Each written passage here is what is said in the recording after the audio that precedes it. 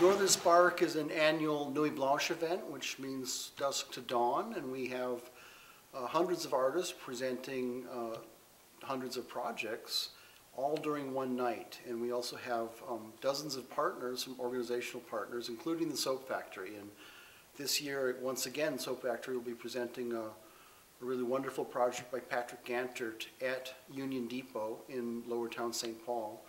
And we'll explore some of the hidden histories of the space, which was built in 1926, but has been closed since the 1970s. And in his various performances around the site, we'll sort of find out some of the really interesting and less well-known aspects of the space. I try to find spaces that make it so the people that are in there can hear it and engage with it, and it becomes a pretty intimate experience versus, you know, having some kind of giant hall space or something that you're obviously going to lose people. So I like that thing of like getting everybody in, and sometimes people kind of circle around so that it just becomes like a storytelling sort of thing. So each of the spaces that I picked at the depot, that's the primary reason I picked it. It's also important to me that I guess that somehow the space mimics what the overall dialogue is. It started out being about this guy, Charles Sumner Frost, who is the original architect of the Union Depot. And I wanted to figure out who he was as a character and try to write this sort of big, like, grand narrative that would sort of weave through 100+ years of history and go from when he started construction on the second Union Depot to the present day. So basically like the exact moment that the performance was happening in. Part in like all his understanding of kind of like everything that he was doing in this building, the construction, and the people that he was sitting with, and where he was living in Minneapolis and St. Paul, and like all these things sort of that was supposed to be like it was supposed to be about how it kind of exploded that for him, but then it kind of changed because I realized that I wasn't that interested in actually writing about the history of the Union Depot, and I sort of lost interest in this history because it was sort of generic history, and then Charles Sumner Frost didn't have that much information about him. But to be honest, I only looked him up on Google. So it was billed as like as you know, to have dealt with it with intensive research. But I did intensive research. But I realized as I started to write that and do research on the actual space, I realized that maybe I wasn't that interested in the actual history of the space because like, it was just sort of a typical history, and I had a hard time pulling out things that I felt like were really interesting or that I could sort of spin into something else. So it explores his character historically, but then it adds in these stories about him that, you know, it could have happened. There are things that he might have done based on what time period it was, but I think ultimately it becomes about the actual process of writing it.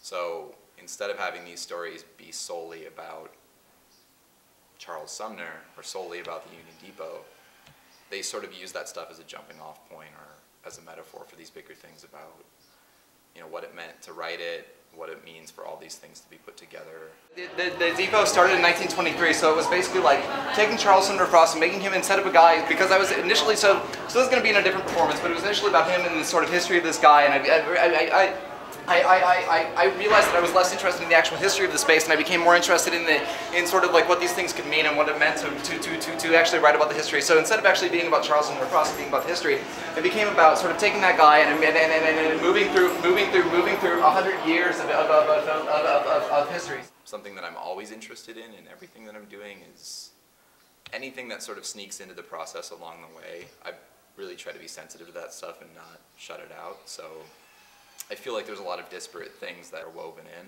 and I think that's kind of what makes it exciting. When I write the document, those things were actually like falling apart as a concept. So all of a sudden, all these things that I was writing about, I realized that they weren't really active concepts anymore. They began to just completely fall apart. So instead of having something that I was actually working on, all the things that I was working on were sort of like broken apart. So then I realized that kind of had nothing left, and there was sort of like a clean slate, but I was already locked into everything. So I realized that I did these 4 performances that didn't really have. So I wanted to start the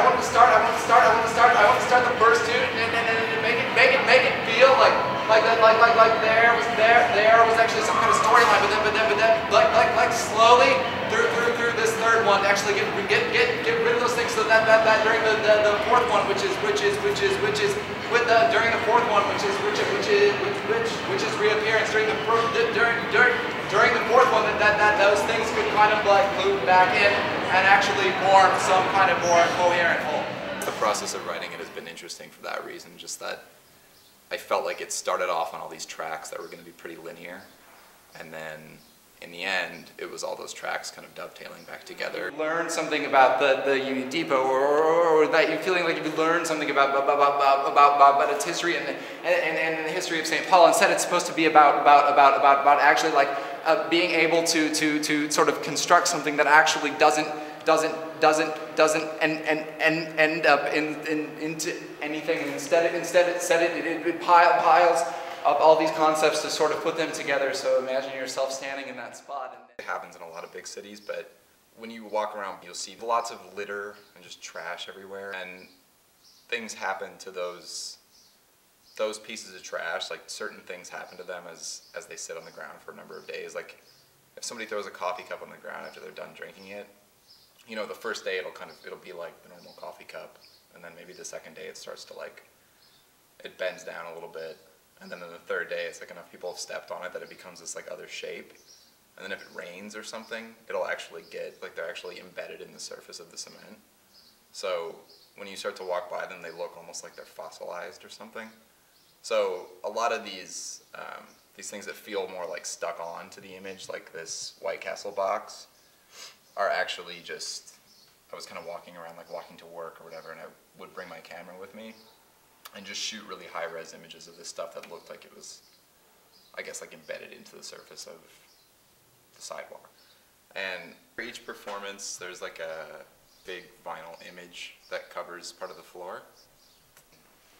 So imagine yourself standing in that spot, and then all those things sort of coalescing together, and all those things start to make this noise, and it becomes like a white noise, and there's this kind of general hum, and then you sort of look down and you see that same paper sort of embedded and then sinking in, and then it sort of just, it sinks, and it sort of embeds itself, and instead of this multiplicity of individual things, the thing itself is about this sort of, it's like some bigger valuation.